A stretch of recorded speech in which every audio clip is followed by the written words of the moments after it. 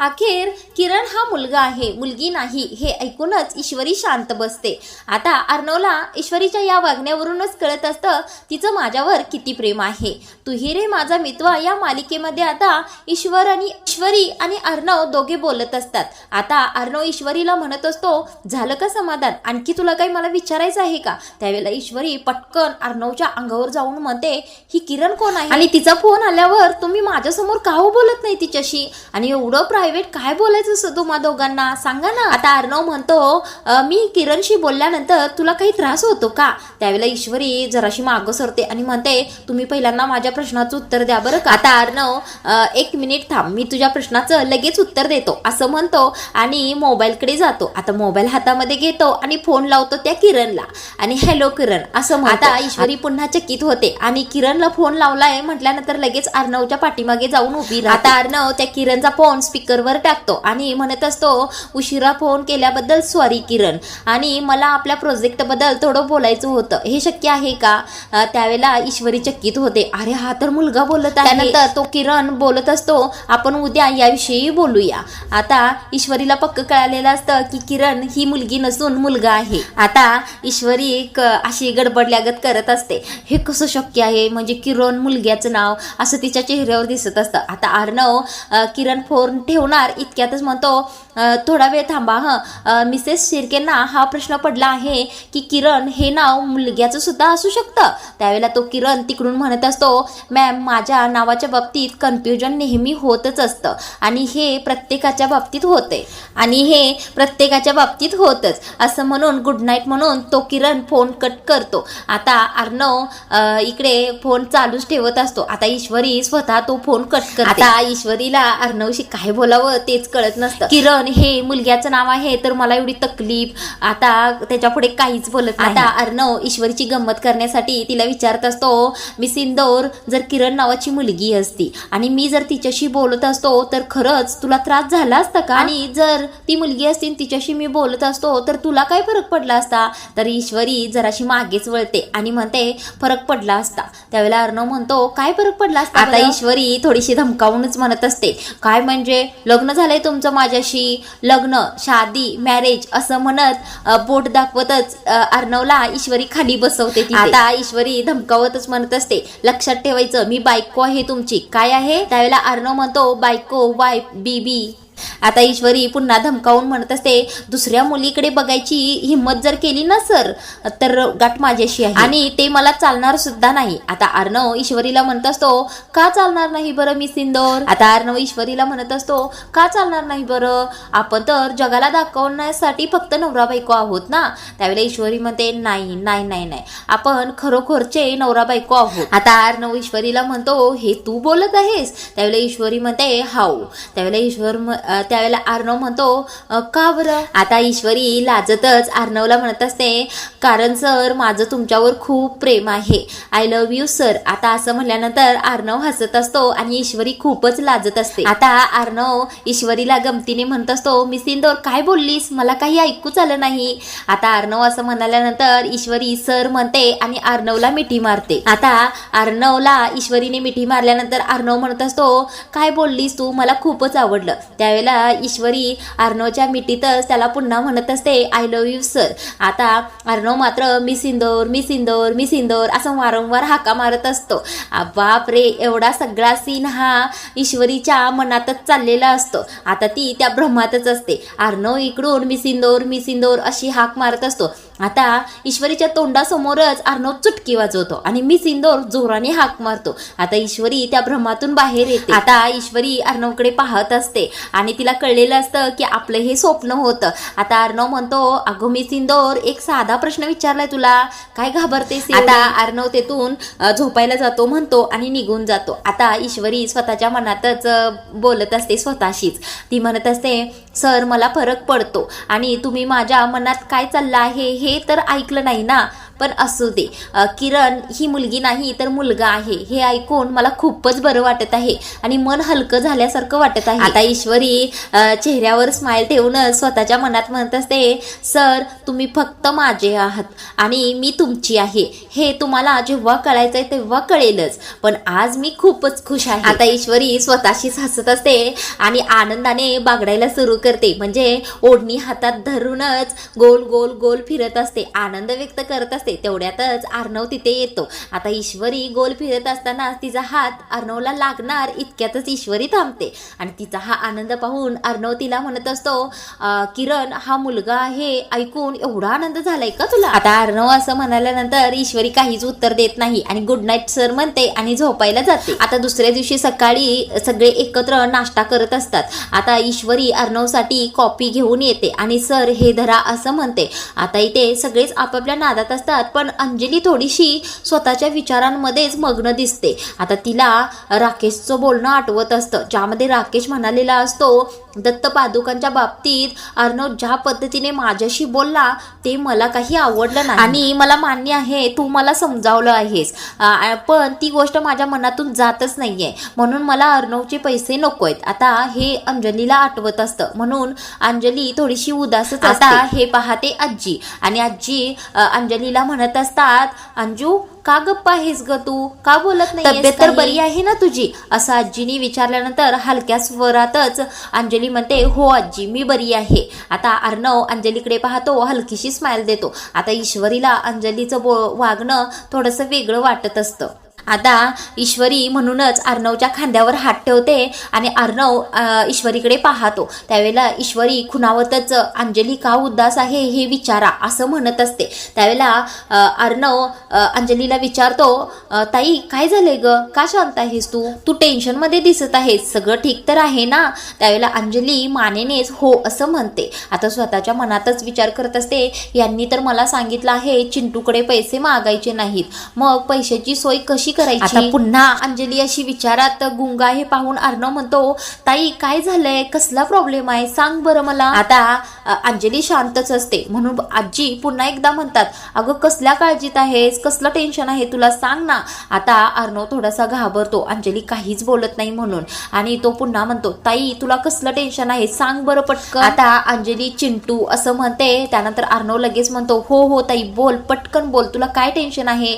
आता अंजली थोडीशी अडकळतच म्हणते, चिंटू तू मला 10 लाख रुपये देऊ शकशील का रे? आता अर्णवला ऐकून थोडा धक्काच बसतो आणि तो म्हणतो, चल तुला 10 लाख रुपये दिले, पण अगं झालंय तरी काय, तुला कशासाठी हवे आहे ते तर सांगशील का नाही?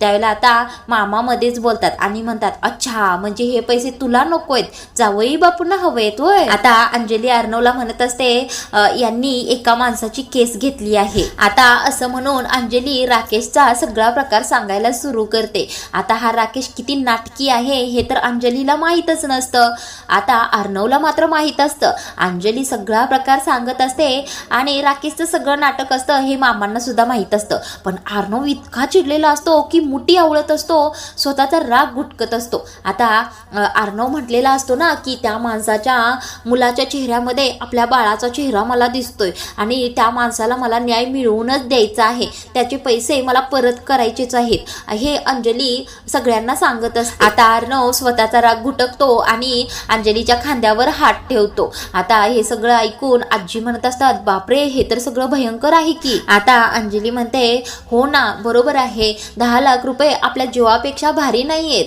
म्हणून मी त्यांना सांगितलं आहे मी चिंटूकडून पैसे घेऊन तुम्हाला देईन. आता अंजली अर्णवला म्हणत असते, पण यांना अर्णव तुझ्याकडून पैसे घ्यायचे नाहीयेत, आता मी काय करू, मला काहीच सुचत नाहीये. त्यावेळेला अंजली पटकन अर्णवला म्हणते, तू मला कर्ज देशील का 10 लाख रुपये?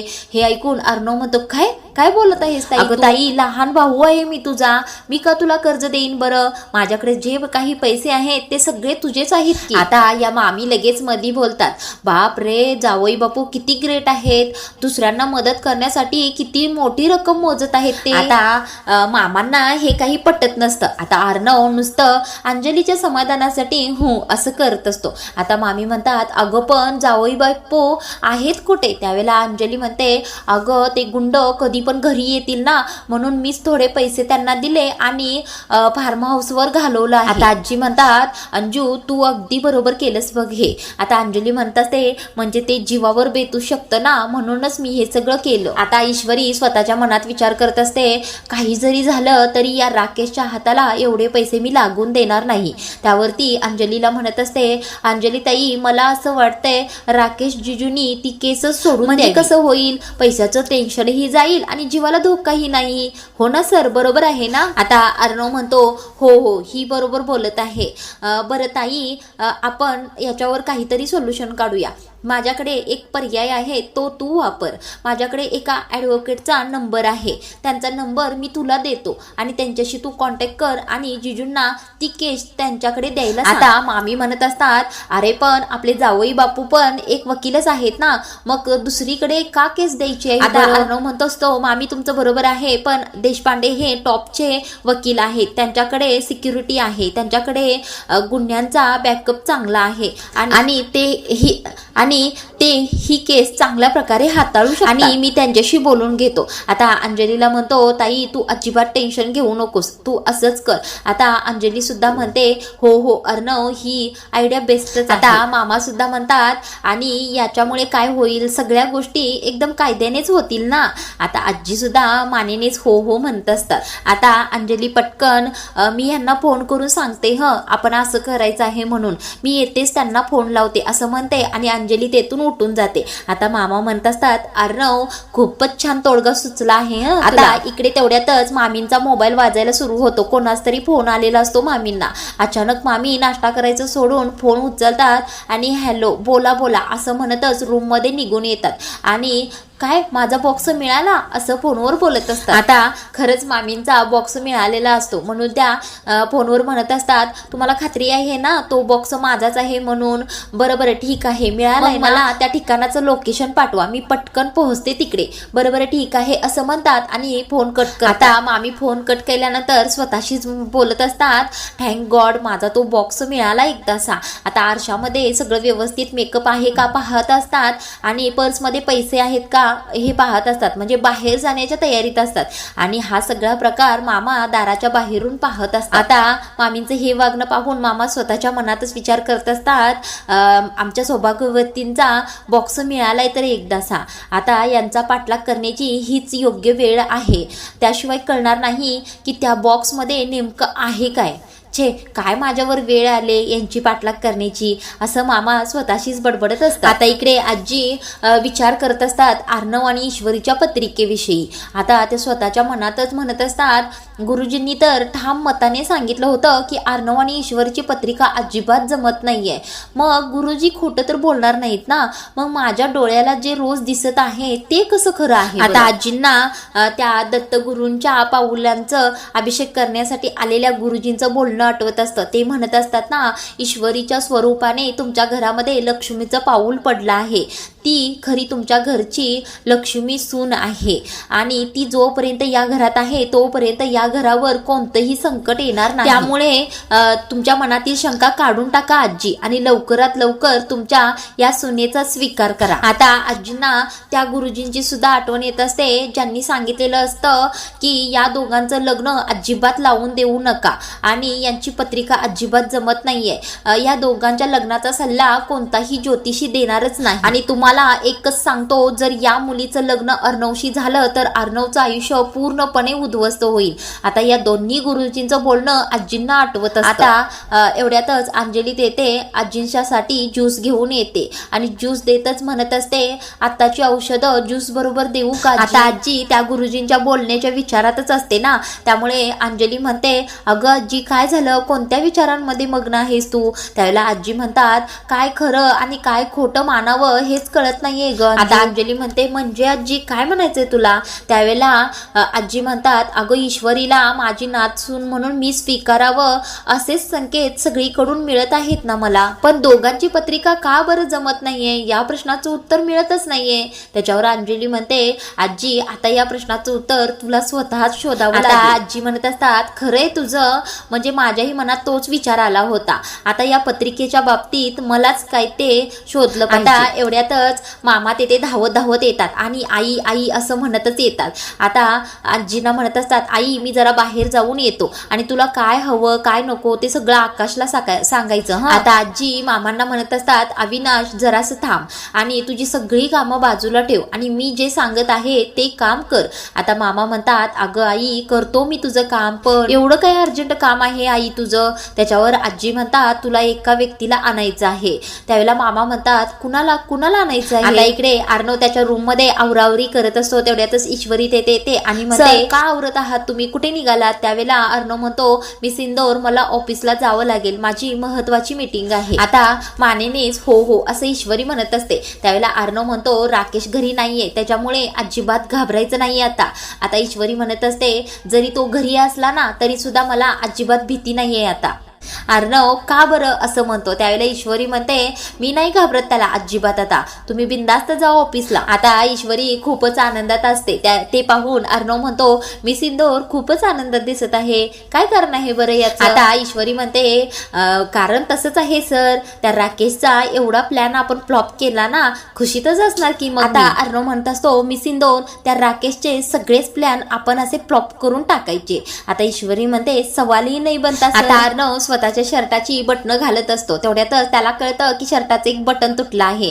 आता बटन तुटलंय म्हणल्यानंतर शर्ट बदलावा लागेल असं तो म्हणत असतो. तेवढ्यातच ईश्वरी म्हणते, अहो सर बटनच तुटलंय ना, मग शर्ट कशाला बदलताय, मी लावून देते की बटन. आता ईश्वरी सुई धागा शोधायला जाते. तेवढ्यातच अर्णव इकडे गालातल्या गालातच हसत असतो आणि ईश्वरीला म्हणतो, मी सिंदूर मागच्या वेळेला माझ्या शर्टचं बटन तुटलं होतं त्यावेळेला तू नाही म्हणाली होतीस ना. आता ईश्वरी म्हणते, सर मागच्या वेळेला मी नाही म्हटलं म्हणून आता सुद्धा नाही म्हणावं असा काही नियम आहे का? आता ईश्वरी म्हणत असते, थांबा लावून देते, त्यावेळेला मी तुम्हाला नवरा मानत नव्हते, आता मी तुम्हाला नवरा मानते, लगेच लावून देते, थांबा. आता ईश्वरी बटन लावायला सुरू करते आणि अर्णव तिच्याकडे एकसारखं पाहत असतो. आता ईश्वरी बटन लावता लावताच अर्णवला सुई टोचली आहे असंच अर्णव ओरडतो. आता ईश्वरी म्हणते, काय झालं सर, सुई टोचली का? त्यावेळेला अर्णव म्हणतो, नाही सुई नाही टोचली, जर टोचली तर मी कसं ओरडेन ते पाहत. आता अर्णवचं हे बोलणं ऐकून ईश्वरी थोडंसं तोंड वाकडं करते आणि हसत तर बिलकुलच नाही. हे पाहून अर्णव म्हणतो, मी सिंदूर मी विनोद केला आणि विनोद केल्यानंतर हसायचं असतं, हस बरं पटकन. आता ईश्वरी ही करून नुसतं तोंड पसरते. आता ईश्वरी हसायला खरंच सुरू करते आणि बटन लावत असते. आता हे पाहून अर्णव मनातल्या मनात म्हणत असतो, मी सिंदूरचा मूड आज खरंच खूप चांगला दिसत आहे ना, बोलून टाकू का हिला खरं काय ते. आता असा विचार करूनच अर्णव ईश्वरीला म्हणत असतो, मी सिंदूर माझी मीटिंग झाल्यानंतर तू मला भेटायला येशील का, मी तुला लोकेशन पाठवतो आणि ड्रायव्हरला सुद्धा सांग. आता ईश्वरी म्हणते, सर अचानक असे कुठे बाहेर घेऊन निघालात बरं? त्यावेळेला अर्णव म्हणतो, मी सिंदूर सरप्राईज आहे ते तिथे आल्यानंतर तुला कळेलच ना. त्यावेळेला ईश्वरी म्हणते, ओके. आता ईश्वरी बटन लावून झाल्यानंतर उगीच अर्णवला हलकीशी सुई टोचते. आता अर्णव खरंच आई ग असा ओरडतो. आता ईश्वरी म्हणते, काय झालं सर? त्यावेळेला अर्णव म्हणतो, अगं खरंच सुई टोचली ना. त्यावेळेला ईश्वरी म्हणते, सुई टोचल्यानंतर माणूस असाच ओरडतो. आता असं म्हणून ईश्वरी बटनाचा धागा तोडते आणि बटन घालून देते आणि म्हणते, झालं. आता अर्णव ईश्वरीकडे पाहतच म्हणत असतो, मी सिंदूर मी हा दर्द लक्षात ठेवीन असं म्हणत आता कोट घेतो आणि ऑफिसला जाता जाता म्हणत असतो, मी सिंदूर मी लोकेशन पाठवेन, नक्की भेटायला ये. आता ईश्वरी हो असं म्हणत. आता इकडे खरंच ईश्वरी आणि अर्णव बाहेर भेटलेले असतात. त्यावेळेला ईश्वरी म्हणत असते, सर मला तुम्ही लंचला घेऊन आलात? त्यावेळेला अर्णव म्हणत असतो, मी सिंदूर मला तुला काहीतरी सांगायचं आहे. आता असं म्हणतो आणि अर्णव पाणी पितो. आता अर्णव पटकन बोलतच नसतो म्हणून ईश्वरी पुन्हा म्हणते, बोला ना सर काय बोलायचं आहे तुम्हाला? अर्णव काहीतरी बोलणार इतक्यातच आजचा भाग इथे संपवला आहे. पुढील भागामध्ये त्यांच्या शेजारी एक जोडपं बसलेलं असतं आणि त्या दोघांमध्ये जोराने भांडण लागलेलं असतं. आता त्या भांडणामध्ये ईश्वरी आणि अर्णव बोलायला सुरू करत असतात आणि ते दोघे भांडायचं सोडून हेच दोघे भांडायला सुरू करतात. आता त्या दोघांच्या भांडणामुळे या दोघांच्या मध्येच भांडण लागतं आणि अर्णव आय लव्ह यू म्हणणार इतक्यातच ईश्वरी खा तुम्ही असं म्हणते आणि रागाने तेथून निघून जाते. आता पुढील भागामध्ये अर्णव ईश्वरीला आय लव्ह यू म्हणणार का तेच आपण पाहणार आहोत. हा तुही रे माझा मितवा मालिकेचा रिव्ह्यू तुम्हाला आवडला असेल तर व्हिडिओला एक लाईक फक्त करा.